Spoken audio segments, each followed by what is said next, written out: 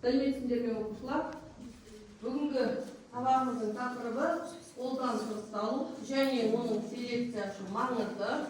Ары қолдан сұрыпталу түрлері, мәдени өсімдіктер мен үй жануарларының шығу орталықтары. Біздің оқулығымызда 51-ші параграф ашып қойыңдар. Енді оқу мақсаты бүгінгі тақырыптың ағзалар селекциясы үшін қолдан сұрыпталудың маңызын сипаттау. Мәдени өсімдіктер мен үй жануарларының шығу тегінің орталықтарын оқып білу. Сабақ тақырыбы қолдан сұрыптау және оның селекция үшін маңызы.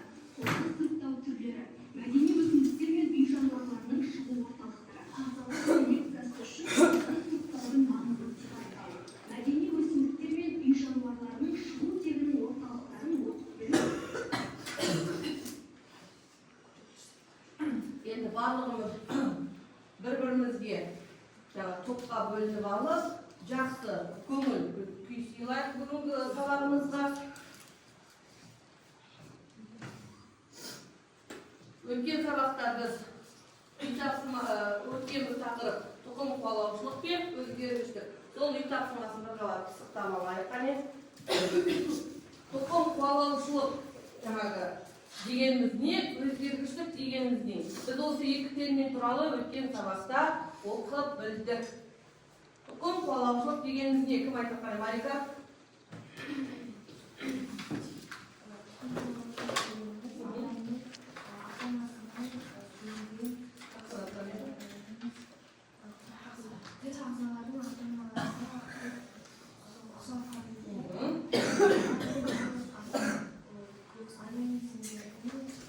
Ата тегінетін белгілер мен ерекшеліктерін ұрпақтан ұрпаққа беруі. Сонда ұрпақтан тұқым қуалаушылық дегеніміз ұрпақтан ұрпаққа ата тектен белгілер беріле береді. Солай ма?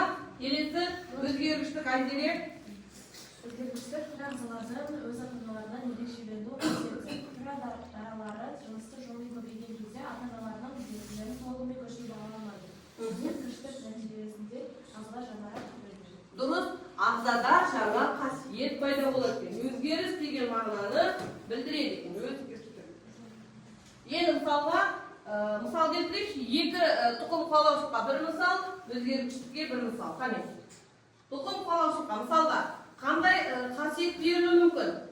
Қандай мысалға денеміздегі белгілерден тұқым қуалауы мүмкін? Біз айттық қой. Көздің түсі тұқым қуалайды екен мысалға түсі. Одан кейін шаштың бұйралығы тұқым қуалауы әбден мүмкін. Одан кейін тағы да қандай қасиеттер, мысалға адамның өзінің қасиеттері. Мінез құлық. Одан кейін біз өткен жолы тұқым қуалаушылықтың екі түрін айттық қой. Модификациялық өзгергіштік, одан кейін мутациялық өзгергіштік айттық. Соның ішінде қайсы тұқым қуалайды? Мутациялық өзгергіштік тұқым қуалайды. Өйткені ол ген арқылы беріледі. Ал енді өзгергіштікке бір мысал келтірейік, қане? Жаңа қасиетке ие болу. Тез. Сол тез. Қастың өсуі, тырнақтың өсуі. Жаңа қасиетке болды. Келесі. Енді қараңдар. Бүгінгі тақырып қолдан сұрыпталу дедік. Сұрыпталу дегеніміздің термині, екінші белгісі селекция. Енді қара. Бірінші, адамға сапасы және қасиеттері үшін пайдалы жануарлар қол тұқымының өсімдіктер іріктемесінің ұсақ ағзалар семізділерінің жаңа туындыларын шығару үдерістері. Бұл селекцияның бір белгісі. Екінші, жануарлар қол тұқымын өсімдіктер іріктемелері және ұсақ ағзалардың таза туындылар шығарудың теориялық негіздері және әдістерін жетілдірумен шұғылданады. Қараңдар, міне, селекция ғылымының теориялық негізі ол генетика. Мен өткен сабақта сіздерге генетиканы айттым. Генетика дегеніміз тұқым қуалаушылық пен өзгергіштікті оқытатын ғылым. Ген бұл жерде. Ген арқылы тұқым қуаланады. Ол жануарда, ол өсімдікте болсын, барлық тірі ағзада тұқым қуалаушылық бар. Енді қара, мысал мен төгелден сізге мысал келтірдім ғой. кезде теректің тұқымы жел арқылы тозаңданады. Теректің тұқымы қай жерге барып, ұшып барып, жаңағы қай жерге түсіп, сол жерден өніп шықса, ол жерден міндетті түрде терек шығады. Өйткені ол өзінің ата-анасына ұқсайды, ата тегіне ұқсайды. Селекцияны сұрыптау деген мағынаны береді. Селекциямызды жаңағы қазақшалағанда сұрыптау деген мағынаны береді. Сұрыпталу ол өмірде бар. Біз күнделікті оны пайдаланамыз. Мысалға біз үйде бақшаға егеміз әртүрлі өсімдіктер. Мысалы картоп. Картопты біз күздің күні қазып алғаннан кейін оны шашып қоямыз да сұрыптаймыз. Бірнеше бөлікке. Жаңағы қоймада сақтайтынымызды, күнделікті жейтінімізді кесілген, шіріген жерді алып тастау деген мысалы ол да сұрыптауға жатады. Сонда қараңдар, міне, сұрыпталу мына жерде жануарлардың арасында. Ол жабайы жануар болсын, ол қол тұқымы болсын, барлық ағзалардың ішінде сұрыпталу жүреді. Дәптерді ашамыз. Селекция ғылымының теориялық негізі генетика деген сөйлемді дәптерге жазамыз. Және селекция сұрыпталу деген мағынаны береді деген сөйлемді жазып қоямыз. Өйткені біз білуіміз керек, селекция қандай анықтаманы беретіні. Жаңа сөйлемді жазып қойдыңыз дәптерге.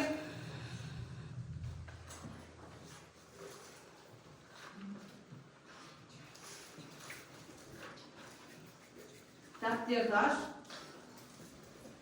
Дәптерді аш.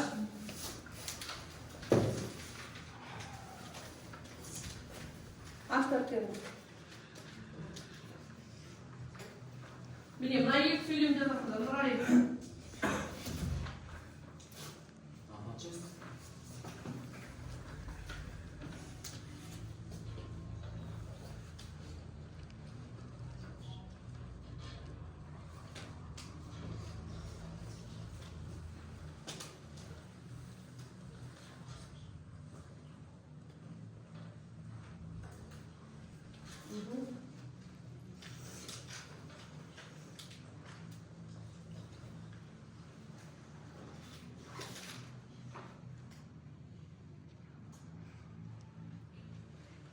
Ағай, енді қараймыз.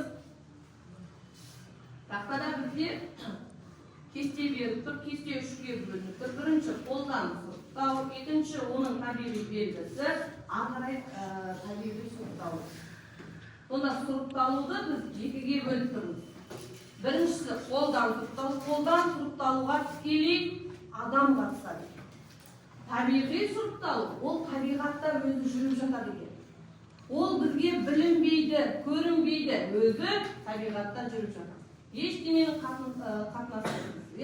Келесі, қолдан сұрыпталу адамның қажетті белгісі бар дарақтар дейді. Адамға қажетті, адамға керек нәрсе, мысалға бізге керек нәрсенің барлығы бізде қол тұқымды. Біз оны өсіреміз, өзіміз қараймыз, өзіміз жаңағы мәпелеп өсіреміз, үйде мысалға үй жануарлары. Үйдегі егетін, бақшаға егетін жаңағы өсімдіктеріміз. Қолдан қарап, шөбін жұлып, суғарып, артық нәрселерді кесіп тастап, міне біз өзіміз жаңағы қажеттілігімізге оны жаратамыз. Ал табиғатта ол қоршаған орта жағдайларына жақсы бейімделетін дарақтар. Табиғаттағы кез келген жаңағы төзімді, сол сыртқы орта факторларына тез бейімделген түрлер ғана не істейді екен? Өмір сүріп қалады. Жаңа табиғи белгісі нәтижесінде қайсы тірі қалады? Әрине, ең немесі бейімделуге қабілеттісі кез келген жағдайды жаңа күресіп, өзінің тіршілігі үшін күресіп, жеңіп шыққан дарақ тірі қалады екен. Келесі, қолдан сұрыптау. Төмен, тіршілікке бейімделу дәрежесі қандай? Мысалға, қолдан сұрыптауда кішкене төмен болса, табиғи сұрыптауда жоғары болады екен. Себебі, жаңағы бұған төзімділік, бейімдеушілік басым. Одан кейін, бірнеше жылдан бірнеше ондаған жылға дейін болады екен де жаңағы үдерісінің жылдамдығы. Ал табиғаттағысы жүздеген немесе мыңдаған жылға дейін. табиғи сұрыпталудың ұзақтығы жоғары болып тұр, иә? Одан кейін жағымсыз белгілері бар бірде-бір дара көбеюге рұқсат етілмейді дейді. Мысалға, жағымсыз қасиеттері болса, біз оны керек қылмаймыз. Жағымсыз қасиеттер, мысалға, үйдегі жануарларымыздың ішінде, мысалға, итіміз қабаған болса, біз оны ұстап отырмаймыз. Солай ма?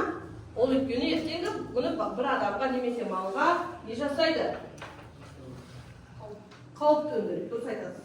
Сонда әртүрлі жылдамдықта болу себебі ал жаңағы табиғи сұрыпталуда көбеюге ұзақ уақыт жағымсыз белгілері бар дарақтар қатыса алады. Табиғаттағы жабайы жануарлар мен өсімдіктердің қайсысы көбеюге қабілетті, солардың барлық ұзақ өмір сүре алады екен. Жаңағы дәптерге бірінші видео сабақты тыңдайық барлығымыз. Бізге атамыз бірғала түсіндіріп береді қазір. Сәлеметсіз бе? Бүгін біз эволюцияның басты қозғаушы күші табиғи сұрыпталу туралы айтамыз. Табиғи сұрыпталу белгілі бір жағдайда тіршілік етуге бейімделген ағзалардың күресінің нәтижесі. Пайдалы ерекшеліктері бар ағзалар тірі қалып көбейеді, ал нашар бейімделгендер жойылады. Қолдан сұрыптау адамның қатысуымен жүреді. Оның нәтижесінде жаңа қолтуымдар мен іріктемелер алынады. Селекция жаңа түрлерді шығару әдістері туралы ғылым. Вавилов оны адам қолымен жасалатын эволюция деген. Ежелгі адамдар алғашқы буын итті қолға үйретті. Бұл селекцияның алғашқы кезеңі болды. Сұрыптау мақсатсыз немесе нақты мақсат қойылған әдістемелік түрде болуы мүмкін. Жаппай және жеке сұрыптау арқылы біз ең жақсы қасиеттерді таңдап аламыз. Зейін қойғандарыңызға рахмет. Енді сонда қараңдар, жаңа айтып жатыр, жаңағы табиғи сұрыпталудың нәтижесінде біз қолдан сұрыпталудың нәтижесінде біз алға итті не істеген екенбіз? Енді дәптерге мына кестені сызып алайық, кестес. Табиғи сұрыпталуды бөлек, қолдан сұрыпталуды бөлек жазамызша, ортасында олардың жаңағы табиғи белгілері де бар. Тез-тез жылдам.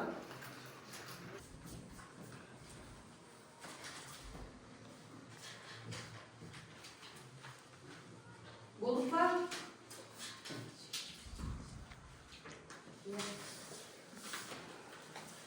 Бөліміз болдық па? Жазып.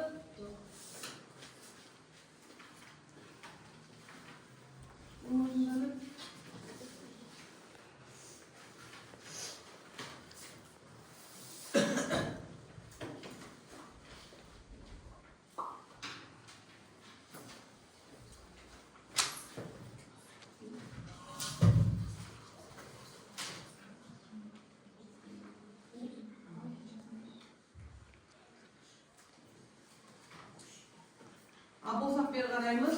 Экранға. Бірінші тапсырма. Сұрақтарға жауап бер дейді. Бұл 3 топқа да қатысты 5 сұрақ беріліп тұр. Бірінші сұрақ табиғи сұрыпталу дегеніміз не? Екінші қолдан сұрыпталу дегеніміз не? Үшінші селекция ғылымы нені зерттейді? Төртінші Дарвин табиғи сұрыпталу туралы не айтты? Бесінші қолдан сұрыпталудың табиғи сұрыпталудан айырмашылығы.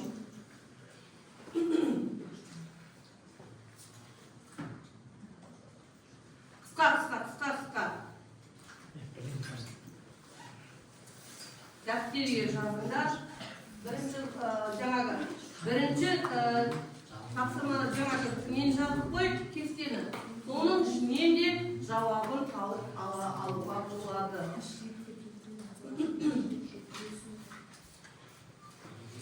Қане? Дәптерге жазыңдар тақырағын.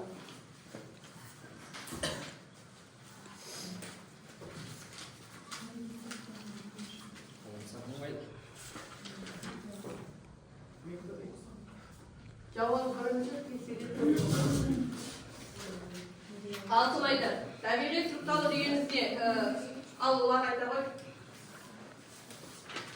Табиғи сұрыпталу белгілі бір табиғи жағдайда тіршілік етуге бейімделген ағзалардың тіршілік үшін күрес етуінің нәтижесі. Жақсы отыра ғой. Келесі Елдана, екінші сыныпқа.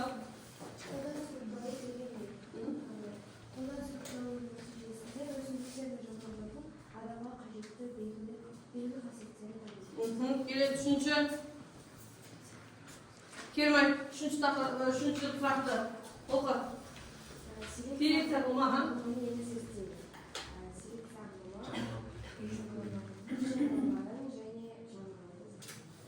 Селекция ғылымы жаңағы жалпы ағзалардың несін зерттейді дедік? Іріктемелер, селекция сұрыпталу деген мағына береді деп жаңа өткен ақшағында айтты. Төртінші. Келесі Айзер айтты ғой. Дарвин не айтты? Дарвин сұрыпталу не айтты жаңа?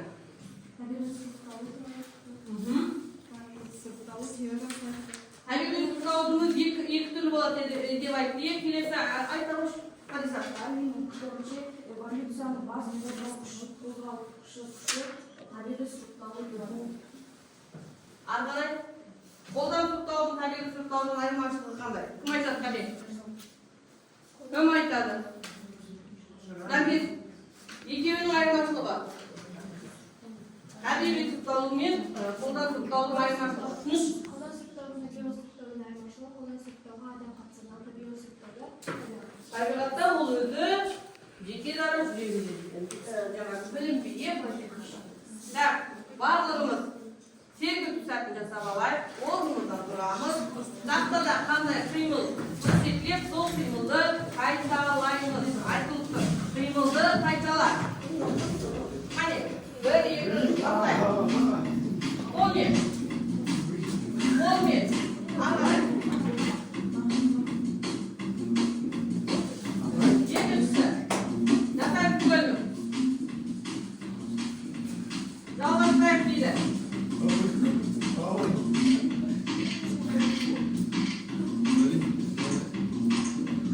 Лампочкадан күрия, атасын келді. О, керемет. Бұра еді. Ол ғимараттан бұра. Лампочка бұра сияқты бір үшін бір жарайды. Жарайсың дейді. Соңғы кезде. Соғамыз. Бараба соңғы. Әне, сәл қалды дейді.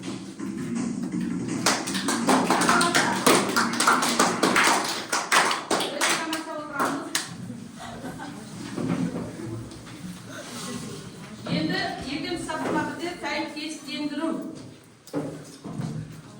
Берілген ұғымдардың дұрыс анықтамасын сәйкестендіресің. Бірінші ұғым беру, категориялардың бірінші қолдан сұрыпталу, үшінші селекция. Осыған қасындағы анықтаманы қайсысы дұрыс, қайсысы сәйкес келеді, соны жазыңдар. Иә.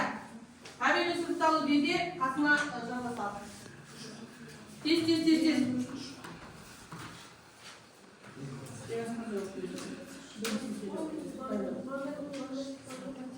Дәптерге жаз, дәптерге орында, тез.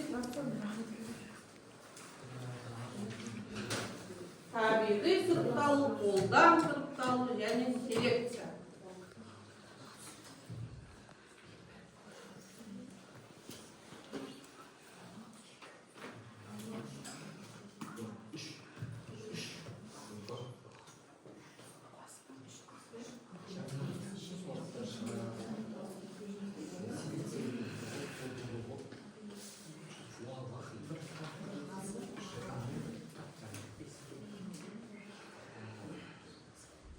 Болдық па? Келесі Бегат бірінші сұрақты жауап бер. Бегат.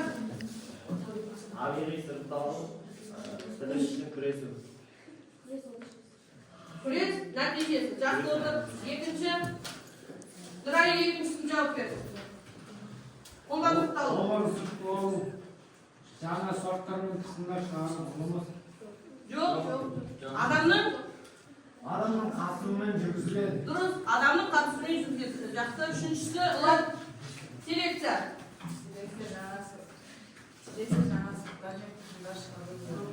Селекция жаңа сорттар мен тұқымдар шығару. Жақсы отырады. Барлығын дәптерге орындадық. Енді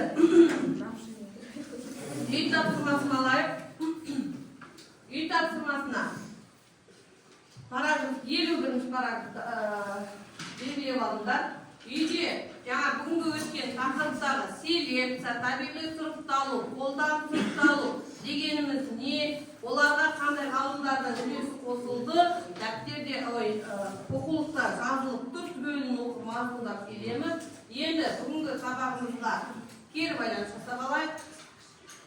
Әр топтар бір оқушыдан келсін, келіспей қалсын. Бәрі түсінікті, сұрағым бар.